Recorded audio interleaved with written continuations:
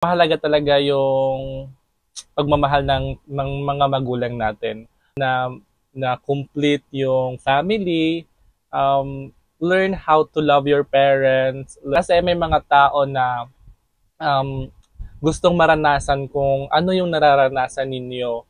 Meron kang tinatawag na nanay, may tinatawag ka na tatay, may mga kapatid ka na nandyan, na sumusuporta, kahit anong mangyari. Hi everyone! This is Savi and I'm a part-time content creator na wala pang sahod at hindi naman sikat sa social media. And for today's video, nagre-react na naman tayo ng Pinoy Big Brother Gen 11 at ika-10 days na po nila. So let's start and please watch this. Ang anak na pinaampon ng tunay niyang ina. Ang purpose ko dito is, syempre, makita yung biological parents ko. Kasi 4 months old pa lang ako, pinaampon ako, baby pa. Yung mga pinsan ko, sinasabihan ako ng ampon. Ampon, ampon, ampon, gano'n. Nahihiya po ako, kuya, kasi alam ko pong masakit po sa side niya po, kuya, na parang hindi ko po siya... Wait lang. Somewhat na nakaka-relate ako kay Colette because kung kilala niyo ako, no, isa din ako na lumaki na walang tunay na magulang. Lumaki din ako sa aking grandparents. So parang nakaka-touch din yung story pala ni Colette in a way na she's ampon. And then ngayon, through this platform, Pinoy Big Brother, nakikita na niya yung kanyang tunay na magulang. So, ayun. Let's watch again. 11.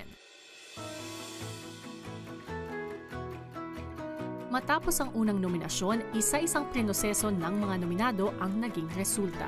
Sa muli nating pagkikita ay sasalubungin ko na ang unang evictee ng edisyong ito. Thank you, housemates. May pagkukulang talaga po ako. Hindi ko na-give yun 100% ko the past few days. And I admit na hindi ako nagpakatotoo nung una. Hindi naman direct.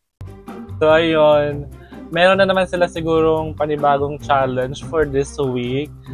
Abangan natin kasi meron sinet up doon na parang playground.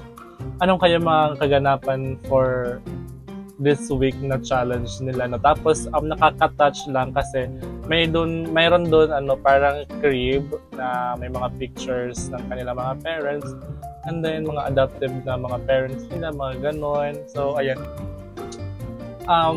in a way na nakaka-touch kasi at pag-usapan talagang pamilya, I am very sensitive for that. Nakakaiyak.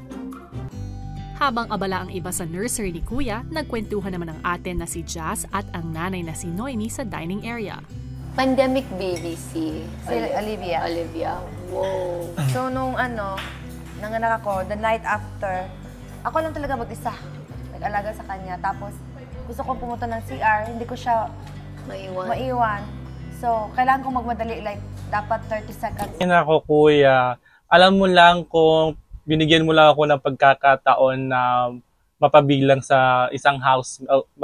bilang isang housemate sa bahay mo, I can also use that platform para makilala ko yung aking tunay na father, my biological father. Kasi nga, from then until now, hindi ko pa talaga siya nakikilala. Even my live birth, wala talaga nakasulat, unknown. And my parents, nag-usap na kami noon, hindi talaga siya nagsasabi kung sino yung tunay kong tatay. So ayun, I can relate to Colette kasi inampun lang din siya, pinamigay siya ng kanyang tunay na magulang. How sad naman, no? May mga magulang na nakakaya nilang ipamigay yung kanilang kanilang anak sa ibang tao. So, anyway, hindi naman natin sila pwedeng i-judge. Baka kasi mayroon talaga, as in, mayroon talaga yung reason bakit nagkaganyan. So, yun. Feel you, Colette. Nahihiya po ako, kuya, kasi alam ko pong masakit po sa side niya po, kuya, na na parang hindi ko po siya pinapansin, kuya, na nababaliwala ko po siya. Dahil wala po ako talagang attachment po talaga sa kanya na parang yung parang pagkamulat ko po sa mundo, Kuya, ba na ito.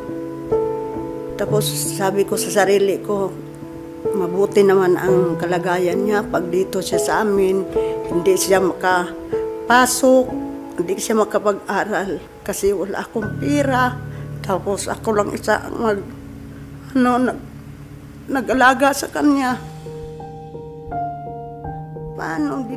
Hindi ko na si Kulit, hindi ko na maalagan. Kawawa naman siya. Kasi yung maliit pa siya, nagtatrabaho ako. Ko na may reason nilagay ko lang siya sa duyan. natin. Tapos Bakit? yung kapatid niya, nila nagawa si yun? Lami, siya ang tagabantay. We cannot...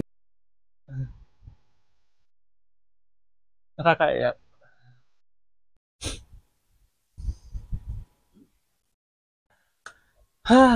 So, ayun na nga. Natapos na natin panoorin ang Day 10 ng Pinoy Big Brother Gen 11. So, sasabi ko lang na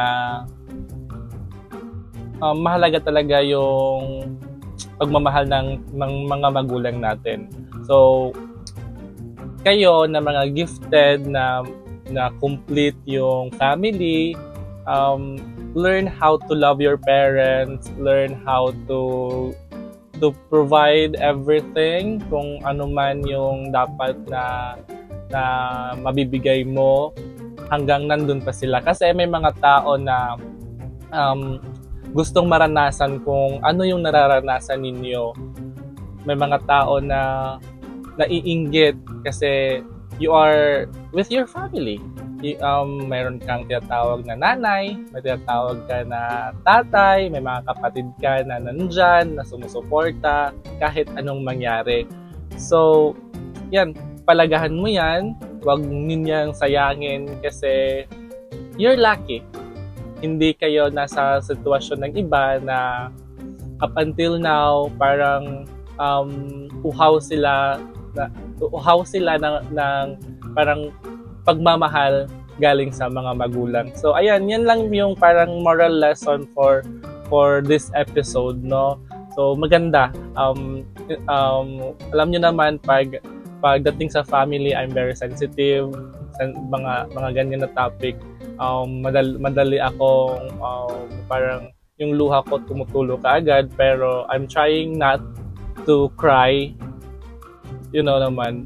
But again, this is very nice episode so far, very touching, marami makaka-relate. Then at the end, nakita naman or nagkita naman sila ng tunay na magulang ni Colette. So ayan, that's it, and thank you so much for watching. Bye.